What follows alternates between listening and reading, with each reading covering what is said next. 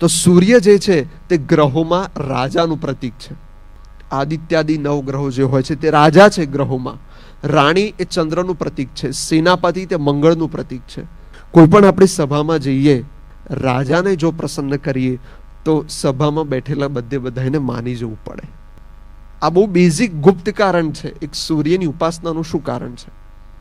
બધા ગ્રહો સૌમ્ય થાય.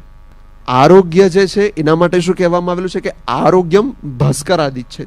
મેન્ટલ ફિઝિકલ હેલ્થ સારી રહે એટલા માટે સૂર્યદેવને અર્ઘ્ય ચઢાવવો જોઈએ. અને સનના જે રેસ પડે આપણી આંખો ઉપર, સવારના જે રેસ પડે આંખો ઉપર, બોડી ઉપર, શરીરના દરેક અલગ અલગ અંગો ઉપર, તે આપણને એનર્જી આપે છે કામ કરવાની.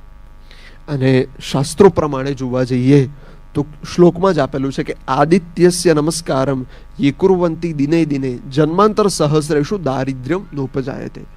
કે જે બ્રાહ્મણ સંધ્યા ગાયત્રી કરે, અર્ઘ્ય અર્પણ કરે, તો કોઈ દિવસ અથવા કોઈ પણ અન્ય વ્યક્તિ કેમ ન હોય, જે પણ સૂર્યદેવને અર્ઘ્ય અર્પણ કરે તો હાથ કોઈ દિવસ નીચો કરવો પડતો નથી. હાથ સદૈવ અદ્ધર રહેતો હોય છે. સામે ચાલીને ભગવાન રક્ષા કરે છે.